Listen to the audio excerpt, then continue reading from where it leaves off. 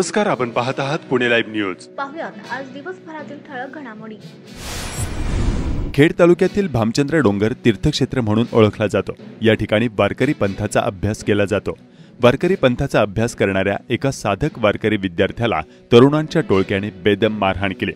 मुलीसोबत तेथे येऊन अश्लील चाळे करणाऱ्या तरुणाला हटकल्याने त्याने साथीदारांच्या मदतीने साधक विद्यार्थ्याला मारहाण केली। यामध्ये विद्यार्थ्याचा पाय मोडला असून एक विद्यार्थी जखमी झाला आहे। या घटनेनंतर भामचंद्र डोंगर परिसरातील नागरिकांकडून संताप व्यक्त होतो आहे। कुलदीप शिवगोंडा खोत असे जखमी झालेल्या साधक वारकरी विद्यार्थ्याचे नाव आहे। या प्रकरणी महाळुंगे पोलिसांनी 4 जणांना अटक केली आहे। हा प्रकार रविवारी दिनांक 16 रोजी संध्याकाळी घडला आहे। वासुली तालुका खेड परिसरातील भामचंद्र डोंगराला संत तुकाराम महाराज यांची अभ्यासभूमी आणि साक्षात्कार भूमी म्हणून ओळखले जाते। त्यामुळे राज्याच्या कानाकोपऱ्यातून साधक या ठिकाणी वर्षानुवर्षे राहून वारकरी पंथाचा अभ्यास करत असतात। सध्या या ठिकाणी 30 ते 40 विद्यार्थी अभ्यास करत आहेत। रविवारी एक तरुण आणि तरुणी डोंगरावर आले होते, त्यावेळी ते अश्लील चाळे करत होते। त्यामुळे कुलदीप खोत या साधक विद्यार्थ्यांनी दोघांना हटकले। याचा राग आल्याने तरुणाने कुलदीप याला शिवीगाळ करून मारहाण केली आणि संध्याकाळी पुन्हा मित्रांना बोलावून मारहाण केली। टोळक्याने केलेल्या मारहाणीत कुलदीप याचा पाय मोडला आहे, तर त्याच्यासोबत असलेल्या एका विद्यार्थ्याला देखील टोळक्याने मारहाण करून जखमी केले आहे। कुलदीप याच्यावर खासगी दवाखान्यात उपचार सुरू आहेत। या घटनेचा भामचंद्र डोंगर सप्ताह समितीने निषेध केला असून या टोळक्यावर कडक कारवाई करण्याची मागणी केली आहे। भामचंद्र डोंगरावर नेहमी तळीराम आणि प्रेमी युगल वावरत असतात। त्यांच्याकडून एक साधक वारकरी विद्यार्थ्यांना धमकावण्याचे प्रकार वारंवार घडत असतात। मात्र मारहाणीच्या घटनेनंतर परिसरातील नागरिक आक्रमक झाले आहेत। पुढील तपास महाळुंगे MIDC पोलीस करत आहेत। देहुगाव ते येलवाडी रस्त्यावर एक इसम दारूच्या नशेत राडा करत असताना गस्तीवर असलेल्या महाळुंगे पोलिसांना मिळून आला। पोलिसांनी त्याला अटक केली असून महाळुंगे पोलिसांनीच याबाबतचा गुन्हा दाखल केला आहे। लक्ष्मण पंढरीनाथ पाचपुते, वय वर्ष 35, राहणार येलवाडी, तालुका खेड असे अटक करण्यात आलेल्या व्यक्तीचे नाव आहे। या कारवाईमुळे रस्त्यावर दहशत करत फिरणाऱ्या तळीरामांना जरब बसण्यास मदत होणार आहे। चाकण तळेगाव रस्त्यावर खराबवाडी या ठिकाणी रस्त्यालगत उभ्या असणाऱ्या मोटारीला भरधाव वेगात आलेल्या स्विफ्ट कारने धडक दिली। यामध्ये एक 34 वर्षीय महिला जखमी झाली। सदरचा अपघात चाकण तळेगाव रस्त्यावर इंडियन पंपाच्या समोर खराबवाडी या ठिकाणी घडला आहे।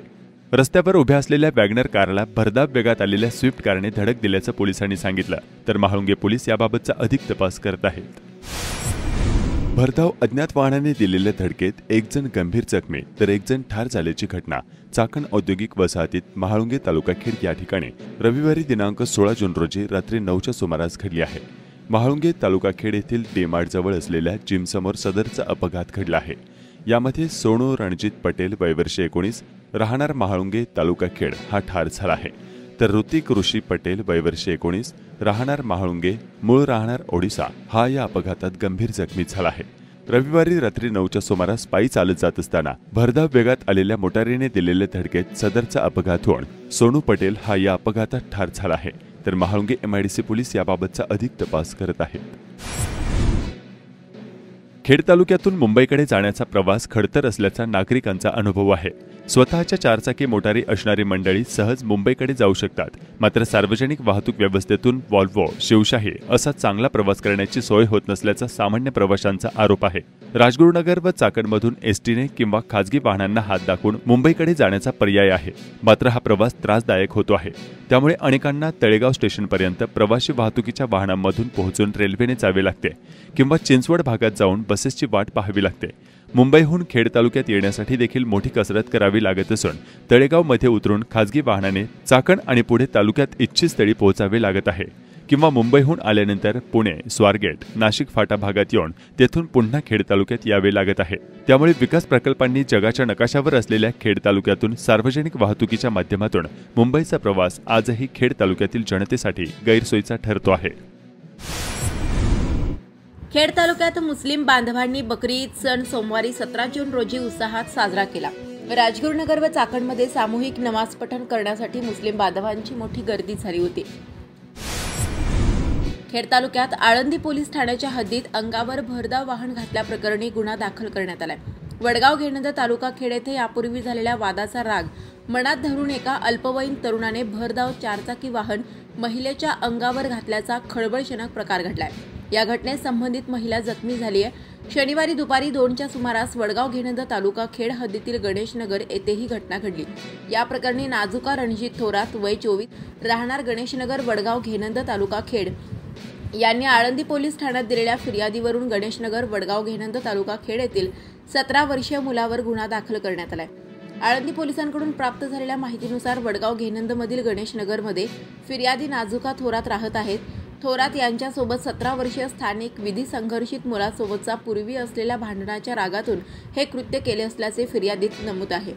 विधी संघर्षित मुलाने त्याच्याकडील 4चाकी कार MH14 HD 5749 जोरात चालवून नाजुका थोरात यांच्या अंगावर गाडी घातली। ज्या रस्त्यावरून विधी संघर्षित बालकाने गाडी चालवली त्या रस्त्यावर आणखी 5-6 नागरिक होते। त्यातील दोघांच्या हातात लाकडी दांडकेही होते। भांडणाचा प्रकार सुरू असताना विधी संघर्षित मुलाने त्यांच्याकडील कार 100 मीटर अंतर मागे नेली आणि पुन्हा त्याच वेगाने कार पुढे चालवून घटनास्थळी उपस्थित अन्य लोकांच्याही अंगावर घालण्याचा प्रयत्न केला। यामध्ये एक वृद्ध व्यक्तीही होता। यावेळी भरधाव वेगात येणारी कार पाहून लोक बाजूला झाल्याने ते यातून बचावले। कार पुढे घेऊन गेल्यानंतर या मुलाने कारच्या टपावर उभे राहून शर्ट काढला आणि थोरात यांच्याकडे पाहून शिवीगाळ करत होता। दरम्यान जीवे मारण्याचा प्रयत्न केल्याच्या आरोपाखाली आळंदी पोलीस ठाण्यात विधी संघर्षित बालकावर गुन्हा दाखल केलाय। संबंधित बालकाला आळंदी पोलिसांनी ताब्यात घेतले असून बाल न्यायालयाने त्याची रवानगी बाल सुधारगृहात करण्यात आल्याचे आळंदी पोलिसांनी सांगितले। छत्रपती शाहू महाराज युवा शक्ती करिअर मार्गदर्शन शिबिर शासकीय औद्योगिक प्रशिक्षण संस्था खेड राजगुरू नगर येथे संपन्न झाले। यावेळी खेडचे आमदार दिलीप मोहिते यांच्यासह विद्यार्थी व मान्यवर उपस्थित होते। खेड तालुक्यातील आंबोली भागातील औंढे येथील ज्येष्ठ निराधार महिला बजाबाई शंकर शिंदे यांनी आपली फसवणूक झाल्याची तक्रार खेड पोलिसात दिली आहे। गावातील एका बड्या व्यक्तीकडून सोने गहाण ठेवून घेतलेले पैसे मुद्दल व व्याजासह पैसे देऊनही संबंधितांनी सोने माघारी देण्यास नकार दिल्याचा आरोप संबंधित ज्येष्ठ महिलेने केलाय। संबंधित व्यक्ती मोठी राजकीय पार्श्वभूमी असलेली आहे, त्यामुळे कारवाई होत नसल्याचा आरोप या महिलेने केलाय। खेड पोलीस ठाण्याच्या समोर उभे राहून या ज्येष्ठ महिलेने नेमकी काय व्यथा मांडली जाणून घेऊयात। माझे गाव औंढे, माझे दोघे जण औंढ्यातले, एक जण आंबोलीचा आहे। त्या तिघांकडे माझं 9 तोळ सोनं आहे।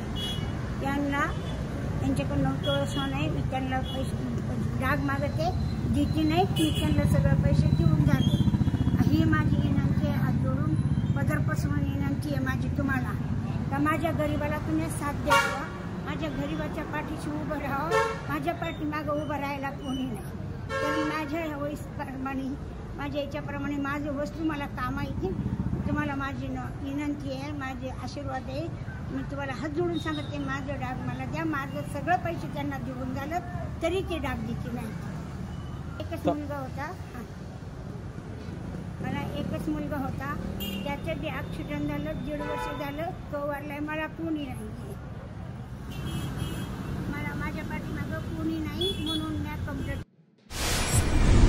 खेड तालुक्यात पावसाचा जोर कमी झालाय। पावसाने उघडीप दिल्यामुळे उन्हाचा चटका वाढला असून कमाल तापमान सरासरी 3 ते 4 अंशांनी वाढून 35 ते 37 अंश सेल्सिअसवर गेले आहे।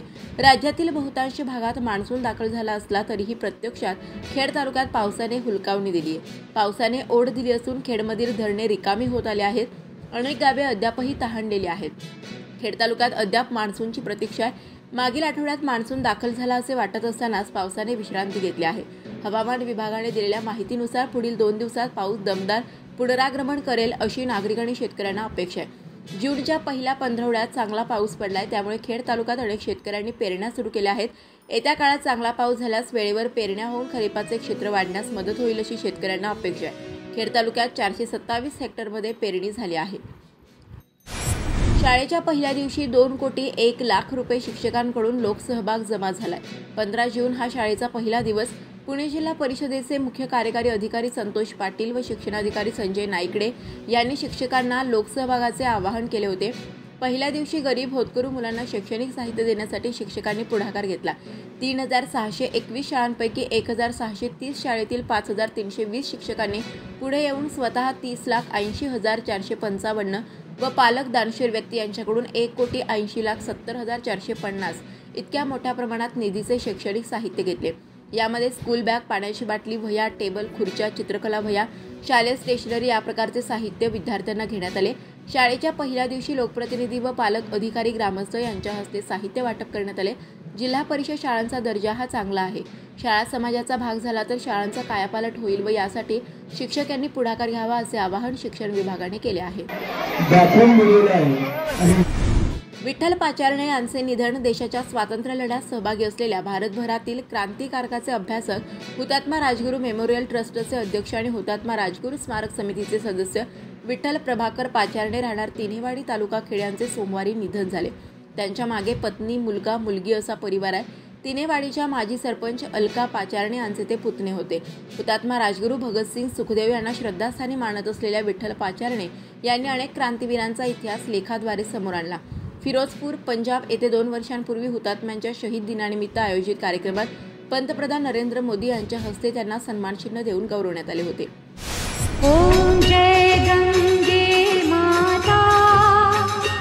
अखिल भारतीय श्री स्वामी समर्थ दिंडोरी प्रणित सेवा केंद्राच्या चिखली प्राधिकरण राजे शिवाजीनगर यांच्या वतीने आळंदी घाट येथे इंद्रायणी नदीचे विधिवत पूजन करण्यात आले.